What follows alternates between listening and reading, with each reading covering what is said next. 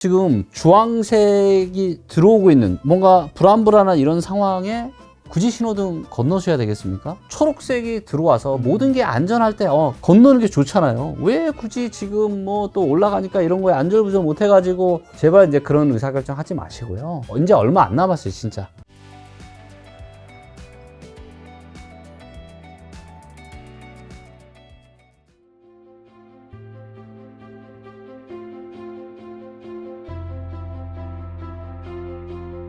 주요 5대 도시 그럼 바로 점검해 볼게요. 5대 강렬시 울산 한번 볼까요, 바로? 자, 이런 것들은 이제 리치고.ai 들어가서 이제 누구라도 다 보실 수가 있는 거고요. 지역을 하나씩 좀 보도록 하겠습니다. 자, 울산 먼저 보시죠. 자, 울산의 주택 구입 부담 지수는 지금 역사적인 평균까지 떨어졌습니다. 그래서 한 허리까지 떨어진 거예요. 부담이 일단 없습니다, 별로. 고평가 상태는 아니라는 거죠. 물론 싸다라고 할 수는 없지만, 그래서 과거에 보면은 뭐 한 73, 정말 이제 혹시라도 무슨 일이 생긴다라면은 뭐 한 65 정도까지 떨어질 수 있겠지만, 일단 여기서 한 10에서 한 15% 정도 가격 거품이 있다라고 좀 보여지고 있고요. 그리고 이제 울산의 공급 물량이 어때요? 계속 감소를 하고 있죠. 입주 물량이 이제 작년까지 많았지만 올해도 조금 있지만 이제 갈수록 공급 물량은 줄어들 거고, 그 다음에 미분양도 지금 줄어들고 있습니다. 자, 그리고 이제 무엇보다 울산의 전세 수급이 이렇게 좀 좋아지고 있죠. 그래서 요 정도는 아직 아니에요. 이 정도는 아직 상승 추세는 아니고, 보시면 평균이 140인데 울산의 전세 수급이 140, 150을 넘어선다. 그러면 그때는 울산이 바닥을 어느 정도 모색을 하면서 대세 상승으로 갈 수 있는 상황이 될 거다. 근데 지금은 조금 올라가다 조금 떨어졌죠. 그래서 아직은 조금 관망을 하시고, 이 전세 수급이 140, 150 이상을 돌파하는 것을 보시고 매매 타이밍을 좀 잡으시면은 좋을 것 같습니다. 그리고 울산의 지금 매매 심리 지수나 이제 여전히 매매 시장 심리가 안 좋죠? 근데 전세는 좋아지고 있죠? 그래서 똑같이 이런 심리 지수 데이터들도 아직은 매매 시장은 좀 얼어붙어 있지만 전세는 조금씩 좋아지고 있다. 이런 얘기를 지금 하고 있는 거고요. 부산의 이제 주택 구입 부담 지수를 보면 평균이 90인데 여전히 102예요. 제일 높았을 때가 140이에요. 102까지 떨어지니까 거의 지금 40% 떨어진 거잖아요. 40이 빠진 거잖아요. 140 중에서. 그렇기 때문에 고점 대비해서는 굉장히 싸 보이지만 역사적으로 봤을 때는 지금 여전히 구입을 하기 부담스러운 수준이라는 겁니다. 여전히 상당한 지금 거품이 좀 껴 있다라고 지금 판단이 되고 있고요. 부산도 이제는 입주 물량이 별로 없습니다. 자, 이제 보시면 부산은 2010년대에 부산은 어땠어요? 계속 공급이 많았습니다. 계속 공급이 많았는데 이제는 24년부터는 공급이 확실하게 줄어듭니다. 공급에 대한 리스크는 좀 줄어드는구나. 근데 여전히 아직 미분양이 줄어들지 못하고 있죠. 미분양도 공급이기 때문에 미분양 공급 물량이 여전히 꽤 있다라고 좀 보여지고 있고, 그 다음에 이제 부산의 전세 수급 시장이 여전히 안 좋아요. 그렇기 때문에 매매 시장이 상승으로 돌아서려면 일단은 전세 시장이 120, 130, 140 이렇게 올라와야 되는데 여전히 아직은 전세 시장이 한 100 정도밖에 지금 되지 않아서 아직은 매매 시장이 좋아지려면 한참 멀었다. 일단 부산은 한 내년은 봐야 될 것 같아요. 부산의 전세 수급 데이터가 상당히 좋아지는 걸 보면서 매매 시장 접근하셔도 좋겠고, 그러다 보니까 이제 심리 지수도 여전히 아직은 이렇게 좋지 못한 이런 상황으로 보여집니다. 굉장히 또 기대가 되는 지역 중에 하나가 대구죠. 워낙 이제 입주 폭탄으로 인해서 엄청난 하락장이 왔었기 때문에, 그래서 이제 대구 같은 경우도 아마 상당히 저는 좋은 기회가 올 수 있는 지역 중에 하나라고 좀 보고 있고요. 대구도 보니까 어때요? 평균이 87인데 주택 구입 부담 지수가 86입니다. 드디어 부담이 없어지기 시작했어요. 자, 그런데 대구의 전세 가격은요, 평균이 67인데 지금 어디까지 떨어지면 58. 대구는 전세가 더 떨어지기 쉽지 않다. 혹시라도 대구에서 전세 생각하시는 분들은 지금 정도 가격에서는 그렇게 고민하지 마시고 그냥 전세 사셔도 될 것 같아요. 가격 거품이 많이 빠졌기 때문에. 자, 그리고 이제 대구 같은 경우는 이때 23년에 엄청난 입주 폭탄이 있었는데 24년에도 여전히 많아요. 여전히 공급 과잉이고요. 이 공급 과잉이 언제 해결되냐? 내년부터 해결이 됩니다. 자, 그렇다는 얘기는 대구는 올해 하반기나 내년 상반기 어느 즈음에 바닥을 찍고 대세 상승으로 턴어라운드 할 수 있다라고 판단이 좀 할 수 있을 것 같고요. 자, 그러다 보니까 미분양도 어때요? 지금 계속 줄고 있죠. 그래서 대구 같은 경우는 당장은 아니지만 올해 뭐 한 가을이나 연말 정도에 이렇게 미분양을 좀 좋은 조건에 주춤하시는 것도 저는 좋은 내 집 마련 전략일 수 있다. 그리고 지금 부동산 어떤 기업들이 굉장히 힘들어하고 있는데 정부에서도 어떤 미분양 주택에 대한 어떤 취득에 대한 부분들은 조금 뭔가 혜택을 좀 주셔서 국민들도 내 집 마련 좀 싸게 할 수 있고 또 이로 인해서 부동산 관련 기업들이 너무 극단적인 상황으로 좀 가지 않게끔 네. 그렇게 좀 정책적인 부분들 해결해 주시면 좋을 것 같고요. 그런데 지금 여전히 공급이 많다 보니까 대구의 전세 수급이 어때요? 여전히 안 좋죠. 사경을 헤매고 있습니다. 매매 시장도 마찬가지고요. 그래서 당분간은 좋아지기 좀 힘들다. 올해 한 가을 연말 아니면 내년 정도는 돼야 이제 좀 정신 차리고 기지개 하면서 좋아질 거라고 판단이 되고 있고요. 자, 광주를 보겠습니다. 자, 광주를 보니까 여전히 주택 구입 부담 지수에 상당히 빨간불이 많이 들어와 있죠. 높네요. 네, 평균이 67인데 지금 79니까 여전히 거품이 아주 많다. 네. 즉 비싸다. 가격이 더 떨어져야 된다. 네. 이렇게 좀 보시면 되고요. 자, 그 다음에 이제 공급 물량 같은 경우가 이제 올해 좀 있죠. 작년에 없었고, 올해 좀 있고, 내년에 없고, 내년에 또 많고. 그래서 공급 물량에 대한 뭐 이런 거는 뭐 크게 문제는 뭐 공급 과잉이나 이런 건 없으니까. 그런데 미분양이 어때요? 증가하고 있죠. 그래서 공급의 또 다른 일면인 미분양이 지금 증가하면서 광주의 부동산 시장이 분위기가 별로 좋지 못하다. 즉 가격이 더 떨어져야 된다. 이렇게 지금 보고 있는 거고요. 자, 그 다음에 이제 전세 수급 지수도 여전히 지금 100 정도밖에. 그래서 이 정도면은 전세가 강세를 띨 수가 없어요. 그래서 전세 시장도 여전히 분위기가 그렇게 좋지 못하고 매매 시장도 여전히 좋지 못합니다. 그렇기 때문에 광주는 일단 이 전세 수급이 한 130, 140 넘으면서 전세가가 먼저 강세를 띠는 걸 확인을 좀 하시고 매매 시장을 좀 보셨으면 좋겠고요. 그리고 이제 심리 지수나 이런 것들도 여전히 아직은 100이 훨씬 안 되는 이렇게 좋지 못한 수준입니다. 대전 세종 가볼까요? 네.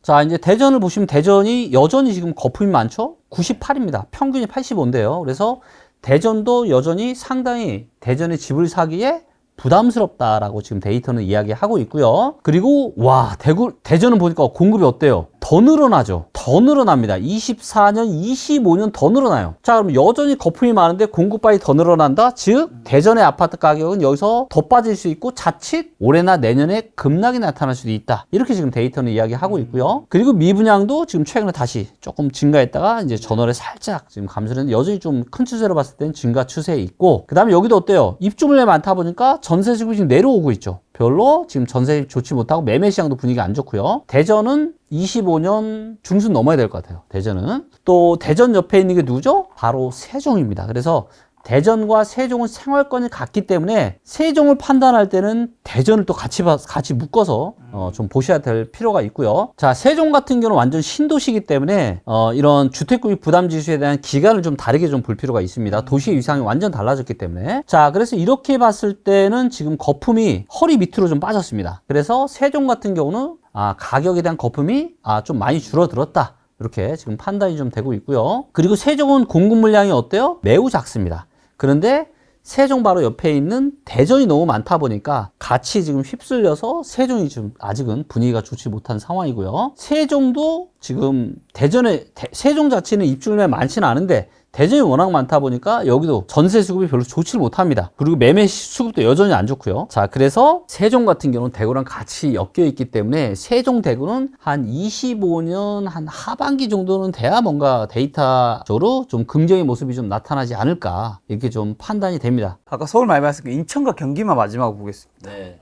자, 인천을 보니까 이제 평균이 97인데 이제 지금 한 100상 정도 됩니다. 그러니까 지금 거의 뭐 허리랑 유사한, 그래서 거품이 많다라고 볼 수는 없는 이런 상황인데, 하지만 또 싸다고 볼 수는 없는 그냥 고만고만한 지금 수요 지금 상태라고 좀 보시면 되고요. 자, 그리고 이제 인천이 엄청난 폭락이 왔던 게 이제 보시는 것처럼 2022년과 23년에 엄청난 2년 동안 입주 폭탄이 있었기 때문에 상당한 급락이 왔었는데 23년과 24년까지도 여전히 입주 물량이 꽤 있어요. 그래서 여전히 24, 25 평균보다 많은 입주 물량이 있다. 그래서 당장 뭔가 치고 올라가기는 쉽지 않다. 그리고 이제 미분양이 지금 줄어들고 있죠. 그래서 이런 부분들은 긍정적인 신호라고 좀 보여지고 있고요. 자, 그리고 여전히 입주 물량이 있다 보니까 전세 수급이 조금 올라오긴 했지만 그래봐야 이제 100보다 조금 높은 수준. 그래서 이 정도로는 아직은 그렇게 좋은 상황이라고 볼 수 없기 때문에 인천 같은 경우도 전세 수급이 130, 140 확실하게 넘어서는 거를 확인하면서 가격에 대한 거품이 허리 밑으로 좀 떨어졌을 때, 그럴 때 내 집 마련. 그래서 인천 같은 경우도 올해 한 가을 연말에서 한 내년 상반기 어느 즈음 정도 좀 보시면 좀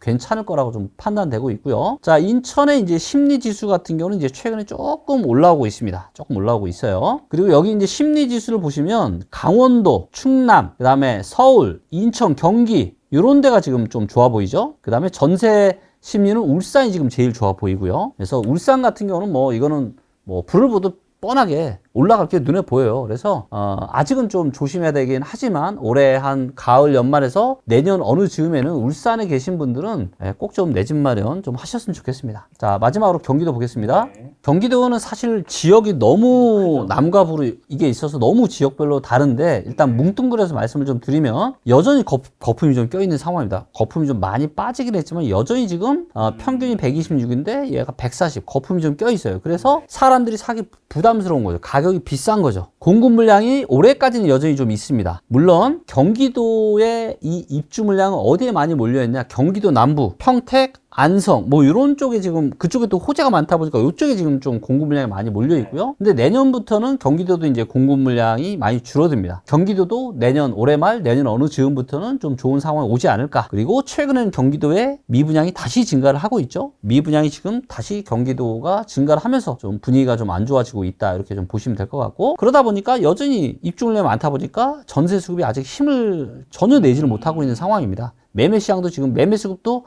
다시 꺾이고 있어요. 경기도는 이런 부분으로 봤을 때는 경기도 같은 경우도 지금 한참 좀 기다려야 되지 않을까 이렇게 판단이 좀 됩니다. 미치고 데이터에서는 서울에서는 어느 구가 좀 비싸고 어느 구가 지금 좀 저평가되어 있는지 이런 것도 볼 수 있나요? 당연히 볼 수 있죠. 여기서 이제 시도 분석이 아니라 시 군구 분석으로 들어가면 이런 데이터를 다 서울이 볼 수가 있고요. 27개 구인가요?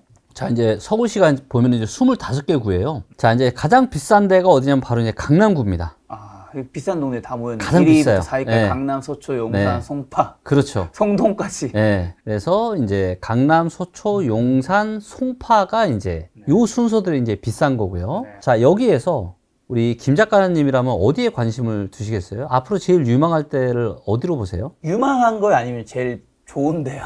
그러니까 더 오를 거가 좋은 걸 수도 있고 그냥 제일 비싼 데가 좋을 수도 있고. 그러니까 지금 제일 비싼 데는 강남, 소초, 그렇죠. 용산, 송파 순이잖아요. 네. 근데 이것도 순위가 멈춰 있지 않고 순위가 네. 엎치락뒤치락을 하거든요. 그렇죠, 그렇죠. 근데 보셨을 때 뭐 여기서 1위에서 5위 사이에서는 저는 용산이 더 좋아지지 않을까. 강남, 소초, 송파는 네. 이미 좋기도 하고. 그렇죠. 그럼 용산을 왜 앞으로 좋아질 거라고 보세요? 용산에 뭐 개발될 것들이 되게 많으니까. 그렇죠. 아닌가요? 맞아요. 부동산의 가치는 네. 앞으로 이제 그 지역에 이제 어떤 변화가 생길 거냐가 그렇죠. 굉장히 중요한데, 강남에 대규모로 개발될 땅이 있나요? 없죠. 소초에 있나요? 별로 없죠. 송파에 있나요? 없죠. 그런데 용산은 있죠. 있죠. 저도 개인적으로 앞으로 용산이 저는 굉장히 좀 좋아지지 않을까. 네, 그렇게 판단하고 있습니다. 지금 그러면 어디가 좀 저평가되고 어디가 지금 비싼 거죠? 그냥 집값 비싼 게 아니라 이제 고평가, 저평가.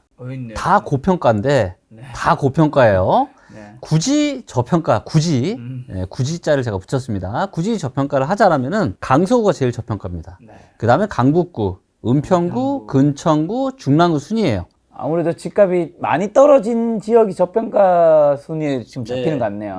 그러면 어디가 고평가냐? 반대겠죠. 용산구, 용산은 호재가 많다 보니까 그만큼 용산구, 서초구, 성동구, 강남구, 강동구 이런 지역들이 이제 고평가 됐다라고 지금 데이터는 이야기를 하고 있습니다.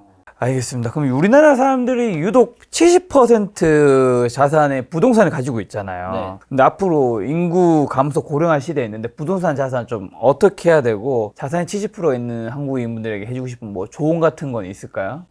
진짜 큰일이죠. 이게 사실 70%가 아니라 거의 80%입니다. 거의 80%, 70한 9% 조금 넘는 자산이 부동산에 지금 다 쏠려 있는 거죠. 지금까지는 맞았죠. 지금까지는 우리나라는 부동산이 우상향했고 네. 미국은 주식이 우상향했으니까 네. 미국 사람들 주식을 많이 가지고 있는 거고 그렇죠. 너무 당연한 거. 그런데 이제 앞으로는 달라질 수 있다. 자, 지금으로부터 10년만 지나잖아요. 10년, 2033년 정도만 되면은 초등학교에 입학하는 아이가 지금보다 얼마나 줄어들까요? 앞으로 10년 뒤면 절반으로 줄어들어요. 초등학교 입학하는 아이가. 지금은 그나마 가구 수가 증가하고 있잖아요. 그러니까 인구는 감소하지만 가구 수가 증가하고 있기 때문에 증가하는 가구가 1인 가구 아니면 2인 가구예요. 요 1, 2인 가구가 전체 가구의 60% 넘습니다. 비중은 앞으로 계속 커질 거고요. 자, 그리고 요게 2030년대 중후반까지 늘어날 거예요. 그리고 가구 수가 늘어난다라는 거는 당연히 주택에 대한 수요가 더 늘어날 수 있다라는 거고요. 하지만 2040년 정도가 되면 이제는 가구 수마저 감소를 하게 될 겁니다. 자, 그런데 주택담보대출을 받을 때 보통 몇십 년 받죠? 30년? 40년. 가구 수가 줄어드는 거는 이제 한 15년 정도 후면은 가구 수가 줄어들어서 주택에 대한 절대 수요 자체가 줄어들게 돼 있어요. 물론 뭐 통화량이 계속 또 증가하면 하겠지만, 하지만 과거와 같이 부동산 불패 시대, 그냥 부동산만 사놓으면은 이제 무작정적으로 돈을 벌었던 이런 시대가 되기는 쉽지 않다라고 좀 저는 보고 있고요. 그리고 이런 시련을 지금 엄청난 지금 부동산 기업들이 엄청난 시련을 겪고 있잖아요. 수없이 많은 지금 부동산 관련 회사들이 엄청나게 지금 힘들어하고 있거든요. 네, 그렇기 때문에 앞으로도 뭐 20년, 30년, 저는 이제 아마 부동산 시장에서도 단타가 많이 나타날 거라고 봅니다. 예전에는 뭐 그냥 한번 사면은 무조건 10년을 들고 있어야지 이랬지만, 이런 세상은 이제 저는 끝나가고 있다. 부동산도 이제 서서히 이제 단타, 중타, 그래서 투자 시기가 점점점 짧아지게 될 거라고 좀 보고 있고, 80도 조금씩 정리해야 되겠네요. 정리해야죠. 기회가 왔을 때. 그리고 인구가, 노후 인구가 많아지잖아요. 그러니까 노령층 인구가 많아지잖아요. 그래서 2025년만 돼도 65세 인구가 차지하는 비중이 20%를 넘어섭니다. 노인 인구가 되면 부동산이 필요한 게 아니라 돈이 필요하잖아요. 그렇죠. 네, 그렇기 때문에 앞으로 대한민국에서 부동산에 대한 이런 비중, 어떤 전체적인 비중은 계속 좀 감소가 되지 않을까, 그렇게 예상합니다. 자, 그럼 오늘 좀 정리하는 마지막 질문으로, 그럼 무주택자랑 1주택자분들이 이제 지금은 어떻게 해야 되는 건가요? 지금은 기다려야죠. 지금 기다려라. 물론 일부 지역들은 뭐 올해부터 이제 매수를 하기에 좋은 시대가 아까 나타날 말씀하신 거고, 울산 같은데. 그렇죠. 그리고 이제 경매로 한다라면은 울산은 지금도 해도 괜찮아요. 하지만 자, 우리가 무슨 일부 신고가 치는 이런 하이엔드 시장을 얘기하는 게 아니잖아요. 그렇죠. 지금 아마 이 영상을 지켜보고 계신 대다수의 많은 분들은 정말 5천만 원 1억도 너무나도 소중하신 분들이실 거예요. 그래서 이분들 대상으로 제가 조언을 좀 드리자라면, 저는 실체를 다 알잖아요. 소위 부동산 전문가라고 하는 사람들 중에서도 대출 이자 급등 때문에 힘들어하는 사람들, 역전세 맞아서 힘들어하는 사람들, 대가를 치르는 분들이 한두 사람이 아니에요. 그렇죠. 굉장히 많습니다. 그리고 정말 주변에 평범한 사람들도 지산 투자 잘못했다가 지금 완전 지금 길바닥에 나앉게 생긴 사람들도 꽤 있고요. 자, 그래서 부동산에 대한 의사결정은 자칫 잘못하면은 인생을 완전 나락으로 떨어뜨려요. 완전히 나락으로 떨어뜨립니다. 조금 늦게 사도 괜찮아요. 안전하게. 근데 지금은 언제 어디서 폭탄이 터질지 모르는 지금 상당히 위험한 상황입니다. 위험한 상황이에요. 굳이 이런 시기에 우리가 이런 거죠. 신호등으로 따지면은 지금 주황색이 들어오고 있는 뭔가 불안불안한 이런 상황에 굳이 신호등 건너셔야 되겠습니까? 초록색이 들어와서 모든 게 안전할 때 길 건너셔도 됩니다라고 안전할 때 건너는 게 좋잖아요. 왜 굳이 지금 뭐 또 올라가니까 이런 거에 안절부절 못 해가지고, 제발 이제 그런 의사결정 하지 마시고요. 일단 조금만, 이제 얼마 안 남았어요, 진짜. 한 1년에서 1년 반 정도만 참으시면은 정말 어떤 부동산을 매수할 수 있는 절호의 기회가 올 가능성이 다시 아주... 상승 사이클도 오는 건가요? 아유, 그럼요. 다시 상승 사이클은 무조건 옵니다. 왜냐면 세상은 돌고 돌아요. 계속 사이클이 돌고 돌기 때문에 조금만 좀 기다리면 정말 좋은 기회가 오기 때문에, 제가 또 그런 시기가 오게 되면은 제가 누구보다 적극적으로 바뀔 겁니다. 대세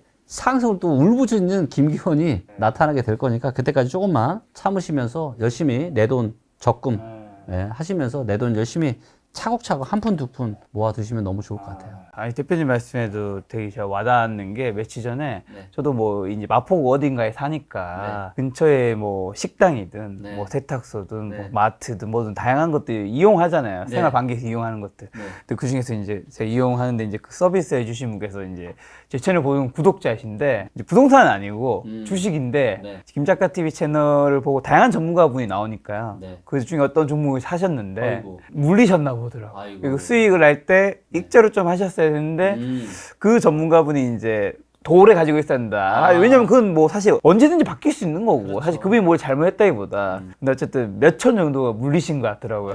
근데 뭐 사실 저는 이제 그런 관련주도 뭐 오른다고 얘기한 분도 초대하고 하락한다 하는 초대한 분도 하지만, 어쨌든 그 말씀을 듣고 어떤 분이 약간 손해 난 걸 보니까 야, 이게 되게 마음이 안 좋더라고요. 안 좋죠.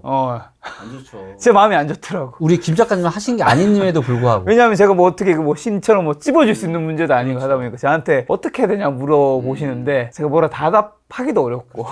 그래서 지금 제가 이야기를 들으니까 제가 꼭 하고 싶은 얘기가 생겼어요. 아, 뭔가요? 자, 뭐냐면 인생에서 절대 쉽게 인연을 맺으면 안 돼요. 인연을 우리가 어떤 사람에 대한 인연이나 투자에 대한 인연을 쉽게 맺잖아요. 우리가 영어 속담 중에 그런 게 있잖아요. easy come, easy go. 쉽게 오면 쉽게 간다. 투자도 마찬가지예요. 투자도 누가 뭐 전문가라고 하는 사람 뭔 얘기를 해서 뭐 해서 그런 얘기 듣고 쉽게 인연을 맺는 거잖아요. 그래서 쉽게 인연을 맺으면은 끝이 안 좋을 가능성이 굉장히 많더라고요. 그래서 저는 이제 어떤 생각을 하느냐, 정말로 인연을 어렵게 맺는 거예요. 어렵게. 사람이나 물론 이제 가벼운 뭐 이제 소액 투자나 가벼운 인간관계는 얼마든지 또 그게 돼야 또 깊이 알 수 있는 거니까. 그래서 일단은 좀 살짝 던져보고 그리고 계속 좀 꾸준하게 지켜보시고 무엇보다 내 재산은 아무도 지켜주지 않아. 내가 공부해야 됩니다.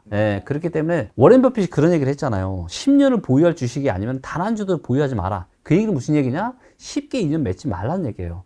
그렇기 때문에 정말로 사람에 대한 인연이나 투자에 대한 인연은 아주 보수적으로 그리고 두고 보면서 꼭 그렇게 하셔야 큰 실수를 좀 안 하게 되는 것 같고 그래야 또 내 인생과 내 자산을 잘 지켜나갈 수 있는 것 같습니다. 맞습니다. 우리가 사실 투자 수익이라고 하는 건 결국엔 투자 원금이랑 곱하기 투자 수익률인 건데 투자 수익률을 높이기 위해서 많은 분들이 김작가 TV든 다른 채널 유튜브 그다음에 책도 보고 하시는데 투자 원금은 근로와 사업으로 훨씬 많은 시간을 쏟아부어서 힘들게 버신 돈인데 맞아요. 이 투자 수익률을 곱하기 하는 데는 너무 이제 좀 짧은 시간. 그럼요. 네. 조금 더 많은 시간에 들여서 본인만의 원칙과 그런 노하우가 있는 상태에서 다른 분들 이야기를 듣는 거는 그렇죠. 굉장히 큰 도움이 될 텐데 그게 없을 때는 아무리 좋은 조언이라도 마이너스가 될 수도 있지 않을까라는 생각들이 들어요. 대박에 대한 기대를 좀 안 하셨으면 좋겠어요. 맞습니다. 그냥 군뱅이처럼 꾸준한 투자, 이런 안전한 투자가 이제 제일 좋은 것 같아요. 내 자산을 잘 지킬 수 있고. 알겠습니다. 대표님과는 올해 하반기에 축하 간담회를 할지 사과 연설문 기자 간담회를 할지는 이제 좀 기다려봐야 될 것 같고요. 저희가 분기별 한 번씩 뵙고 있기 때문에 지금 5월이니까 또 7월에 3분기 시장 한번 전망하면서 대표님 모시도록 하겠습니다. 대표님 하시고 있는 서비스 이름이 뭐였죠? 리치고입니다. 네이버에서 리치고 검색하시면 되고 또 어디서 다운받을 수 있나요? 그냥 뭐 핸드폰 우리 앱 어플 다운로드 받는 뭐 앱스토어나 이런 데서 다운로드 받으시고 지금은 이제 월간 사용자가 이제 110만 명까지 늘어났습니다. 그래서 계속 많은 분들이 사용을 하고 있고 안드로이드, iOS 다 받을 수 있는 거죠? 네, 다 받으실 수 있고요. 그래서 부동산 시장에 이런 등대 같은 그런 역할이 됐으면 좋겠어요. 대표님이 이야기를 들으면서 우리가 어떻게 보면 해석본을 보는 건데 그런 걸 우리가 늘 볼 수는 없으니까요. 대표님도 뭐 바쁘시고 본업이 여러분들이 여기서 보신 거 바탕으로 이제 각자 동네들 찾아보면 되는 거잖아요. 그렇게 하신다면 대표님이 주신 인사이트를 여러분의 내공으로 좀 잘 전할 수 있지 않을까 생각 들었습니다. 대표님과 또 다음번에 좋은 시간 만들도록 하겠습니다. 오늘 만날 손님은 김기호 대표님이었습니다. 지금까지 소중한 시간 함께 해주셔서 정말 감사합니다. 오늘도 김 작가였습니다. 고생 많으셨습니다. 네, 감사합니다.